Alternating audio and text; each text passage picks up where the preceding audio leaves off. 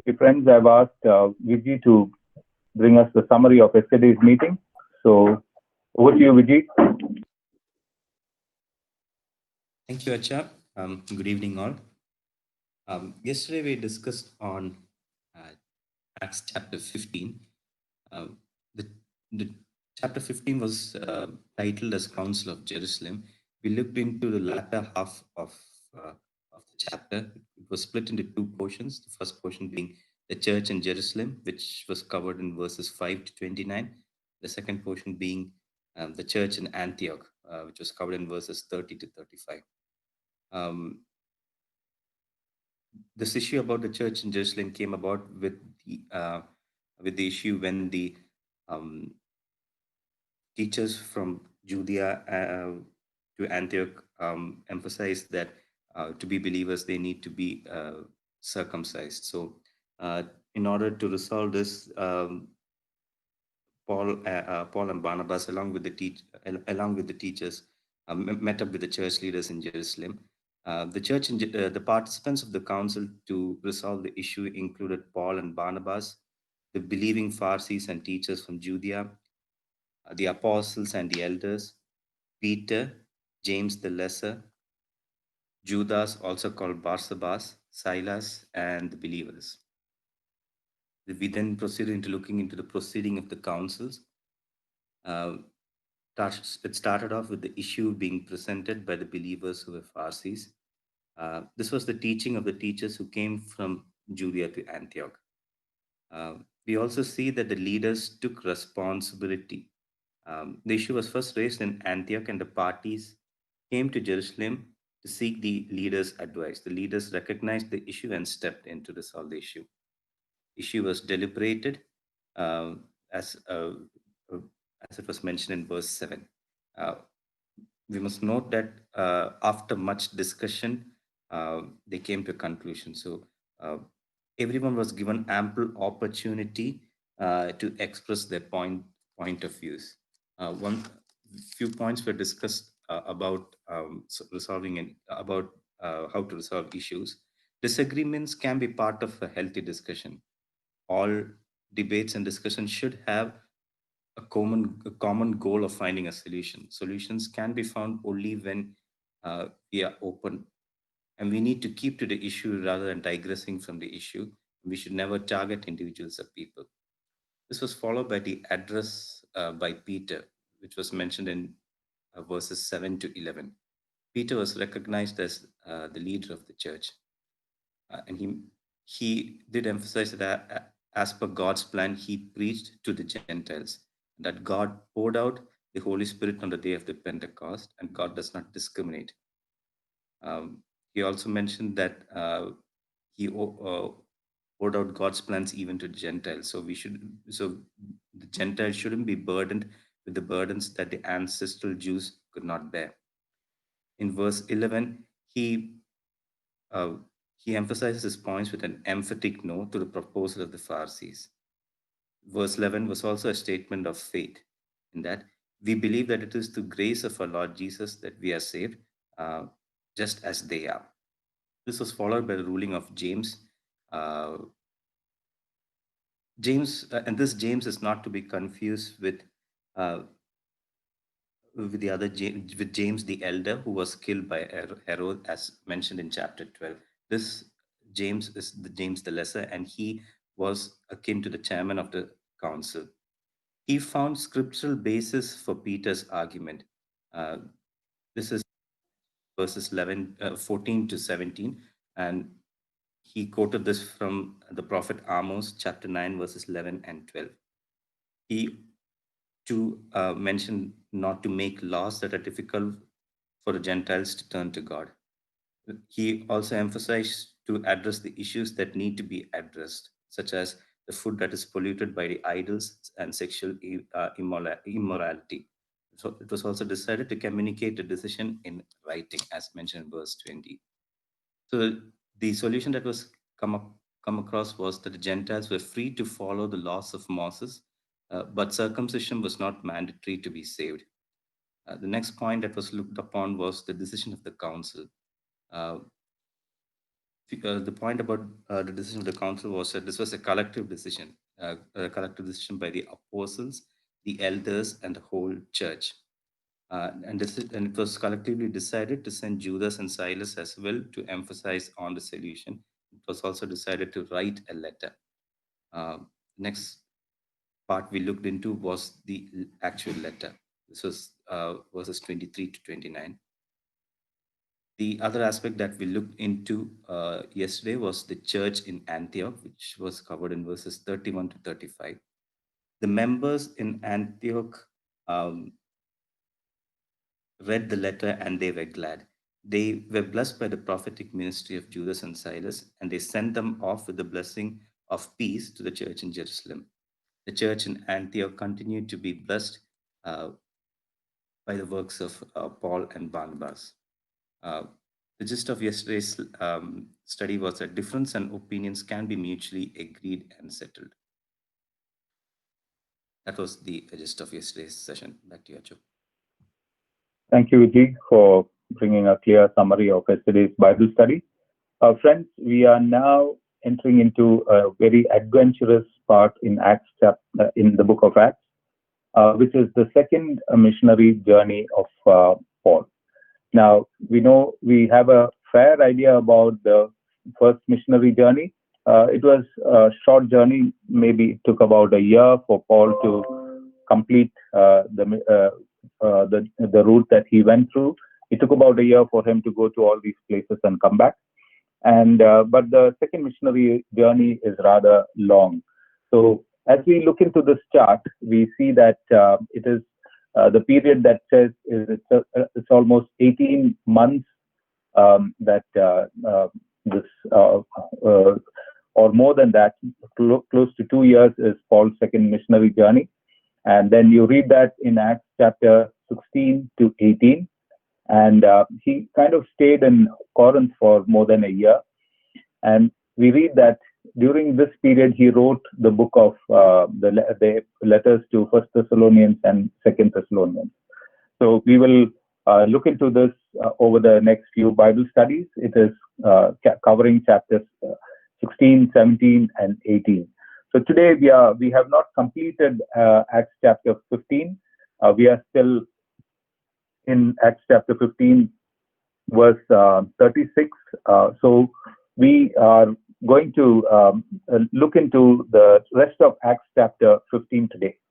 Now, to get a rough idea about an outline to Paul's second missionary journey, the first point is there was a dispute between Paul and Barnabas, Acts chapter 15, verse 36 to 41. And that is the point that we are going to discuss today. And then I have listed the places that Paul traveled during his second missionary journey. As we did in the first missionary journey, we look into the places, we see who are the people that are associated with those places, and what are the main events that took place. So you will know that Galatia is familiar to us. We studied that Paul visited different towns in Galatia. Galatia is a huge province, a Roman province. So if we were face to face, we would have been able to identify which are all the places. For example, Iconium, Lystra, Debre, Antioch, Pisidia, all these are places in Galatia. Then we will look into Philippi. We know that Paul wrote a letter to the Philippians. So Paul visited Philippi in a second missionary journey. Then he goes to Thessalonica. We know that Paul wrote 2 letters to the church at Thessalonica, the first and second Thessalonians. Then Paul also went to Berea, which we read in Acts chapter 17, Athens in Acts chapter 17, and Corinth in Acts chapter 18, and then he returns to Antioch in Acts chapter 18. So we are going to cover these places, a rather large journey, a huge journey that Paul undertook, and we will study that in the coming days. So today, coming to the dispute between Paul and Barnabas in Acts chapter 15, verses 36 to 41. Now, as we read this a small passage, we will realize that the plans for second missionary journey, that is Acts chapter 15, verses 36. It says, sometime later, Paul said to Barnabas, let us go back and visit the believers in all the towns where we preach the word of God, word of the Lord, and see how they are doing. Now, this is the idea of Paul. Paul comes up with this idea, shares with Barnabas, says that let us go on another journey. And the purpose is very clear.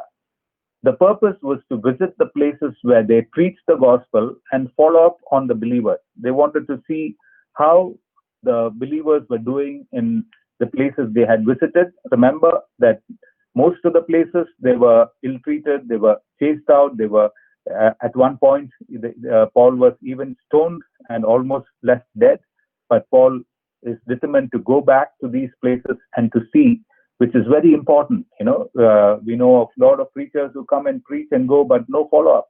We don't know what happens to all the activity that all the effort that has gone in. So it is very important to see that there is follow-up.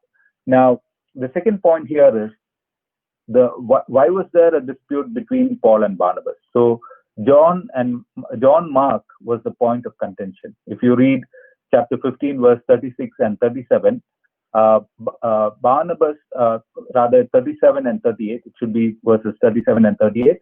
Barnabas wanted to take John along with Mark with them, but Paul did not think it is wise to take him because he had deserted them in Pamphylia and had not continued with them in the work. So this is, please note that it is verses 37 and 38. Now, what is happening is John Mark was with them in the first missionary journey. If you read Acts chapter 13, verse 5, which reads, when they arrived in Salamis, they proclaimed the word of God in the Jewish synagogue. John was with them as their helper. So John was already with them in their first missionary journey. We read about it in Acts chapter 13, verse 5. But what happened? Mark had deserted them in Perga. We read that in Acts chapter 13, verse 13. We know that Paul and Barnabas from Seleucia, they traveled to Salamis, and from Salamis they came down, and then when they went to Perga, that is where from Paphos, when they went to Perga, that is where John Mark deserts them. From Acts chapter 13, verse 13 says, from Paphos, Paul and his companions sailed to Perga in Pamphylia, where John left them to return to Jerusalem.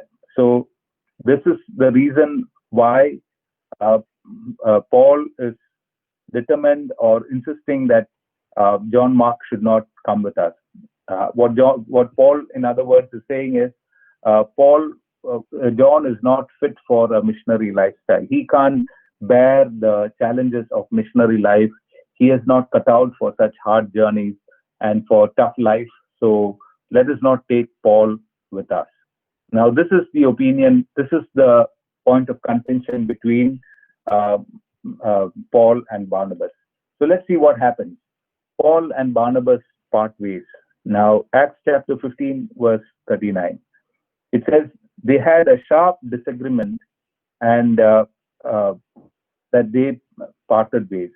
Barnabas took Mark and sailed for Cyprus. Now, Paul and Barnabas was known as a team that the Holy Spirit had set apart for missionary work.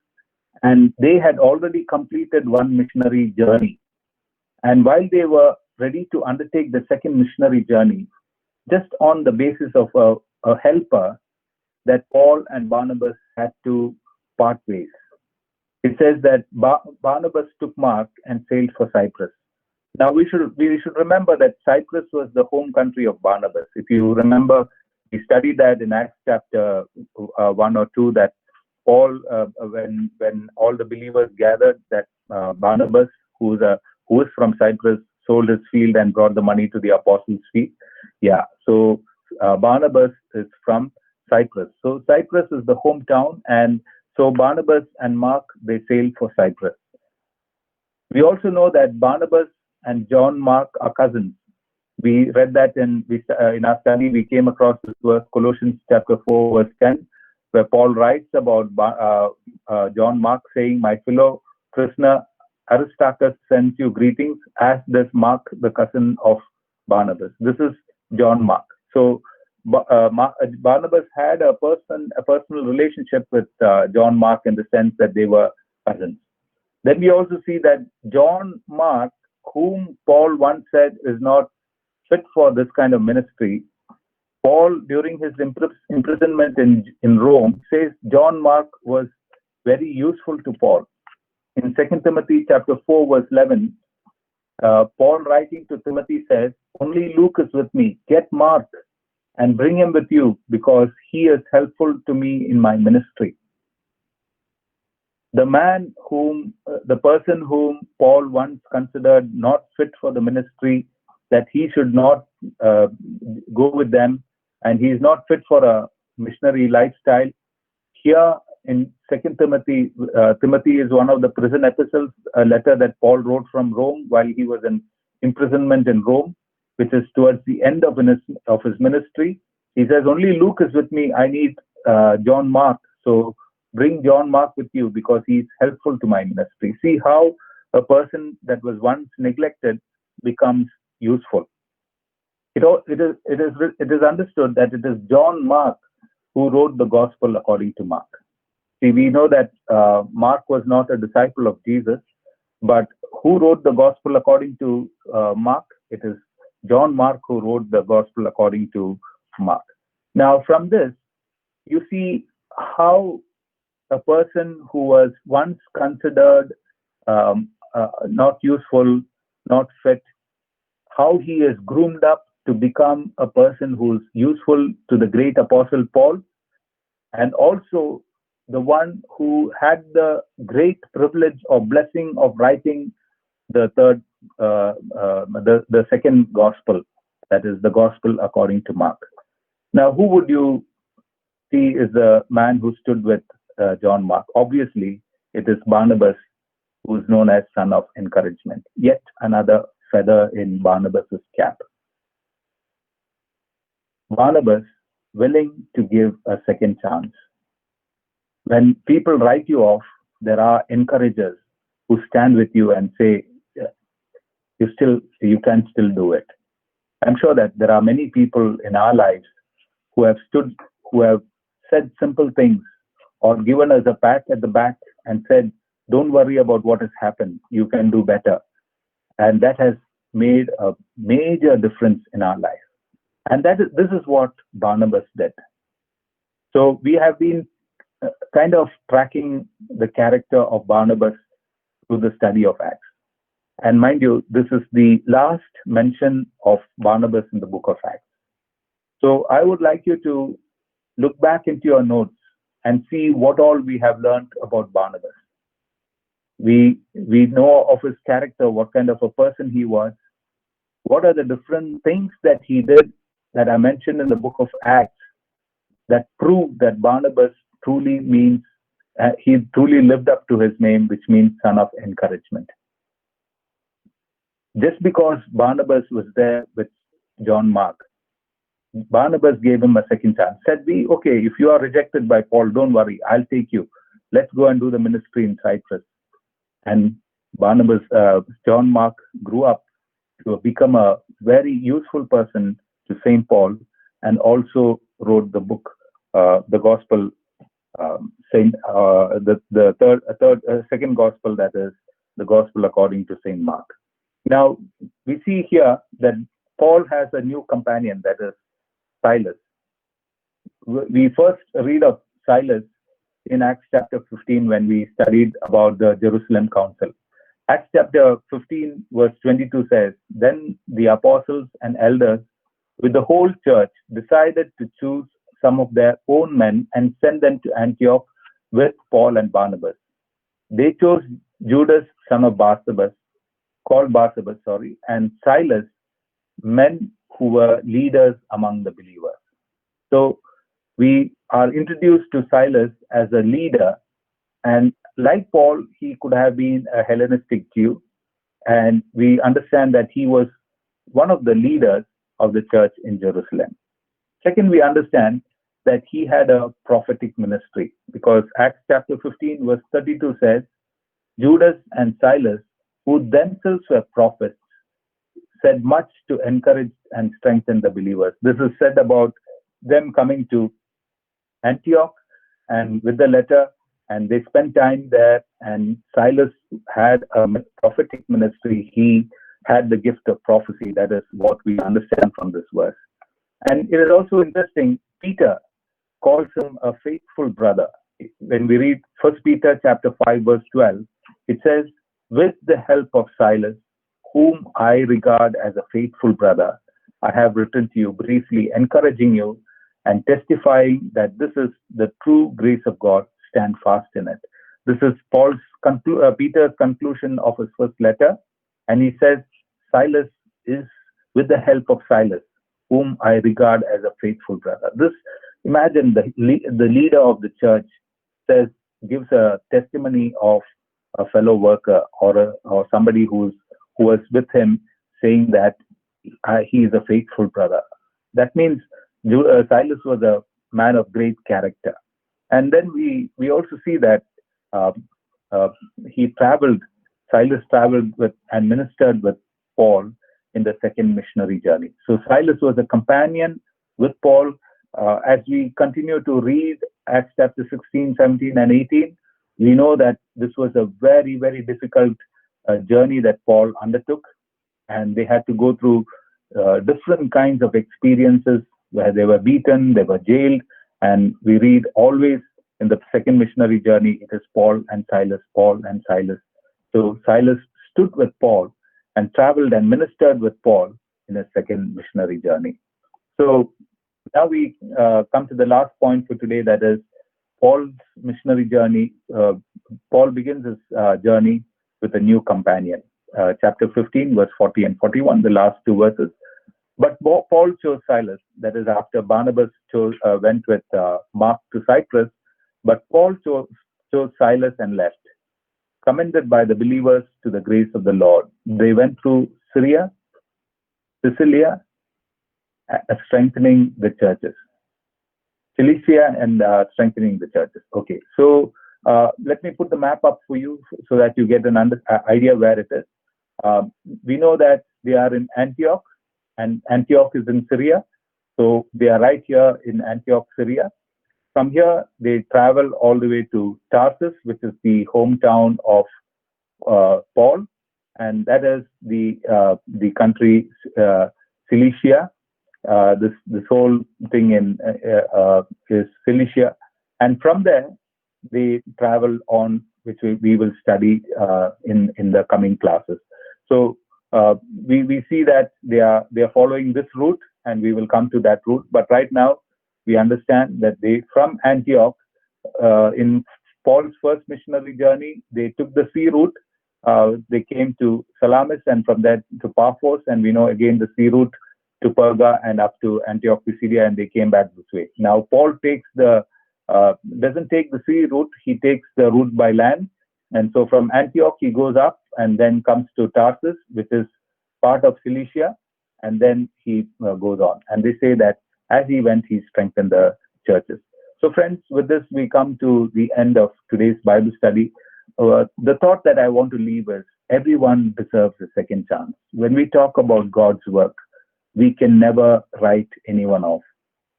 Paul wrote off John Mark, saying that he is not fit to join us in this ministry.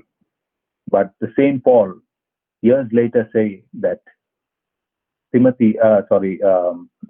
John Mark is very useful to me. Get him. I need him in Rome with me. So, dear friends, everyone deserves a second chance. We can never write off anyone. With this, we come to the end of the study.